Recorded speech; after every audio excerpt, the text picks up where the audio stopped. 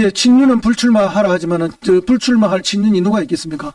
저는 뭐 결국은 한 2달 12월 말까지 이런 소리 했었다가 내년 2월 공천 가면은 친윤들은 대부분 다 살아난다고 보고 있습니다.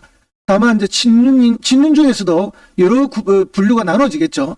그 문제가 있는 부류도 있을 수 있고 그런 분들은 뽑혀질 거죠. 그 뽑혀진 자리에는 검사들이나 청와대 출신들이, 청와대가 아니죠. 대통령실 출신들이 들어갈 거라고 저는 예측을 합니다. 뿐만 아니라 영남권에 문제가 있는 다선 의원들도 뽑혀질 가능성이 있습니다. 그래서 이제 넣으려고 하겠죠, 그 자리를. 자, 그러면은 그때 가서 대통령실의 억압에 의해서 그렇게 된다 하면 극단적인 반발과 투쟁이 생겨날 겁니다. 혼란이 생기겠죠. 그러니까 미리 사전에 인요안의 입을 통해서 사전 정지 자극과 예방 주사를 놓는 것이다. 저는 그렇게 보고요. 그렇게 해서 분위기 조성을 지금 해 나가고 있는 것이다.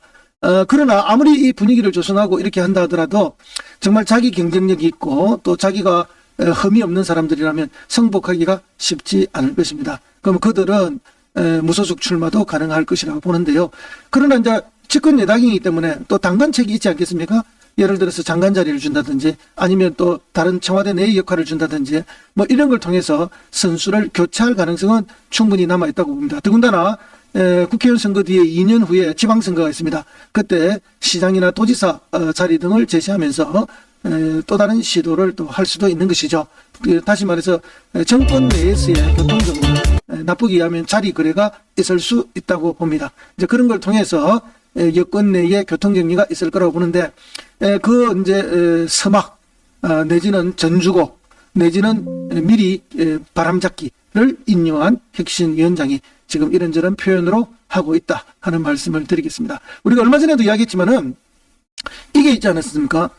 낙동강 하류의 사람들은 뭐 이선으로 물러나야 된다 이런 걸 이야기했다가 엄청난 반발에 시달리게 되니까 농담도 못해요. 농담입니다, 농담. 이런 표현을 해서 어처구니가 없었던 적이 있었습니다. 이제 그런 것들이 사실은 이제 현실화되고 그 과정 속에서 어떤 타협과 교통정리들이 생기느냐 이런 것들만 남았다고 봅니다. 이제 이런 걸 보면은 우리 민주당이 지나치게 그들 내부의 분열이라든지 그들 내부의 여러 가지 그것 때문에 반사이익을 받을 거다 이런 낙관을 하고 있으면 큰일 난다는 거죠. 왜냐하면 집권당이기 때문에 교통정리가 가능하다.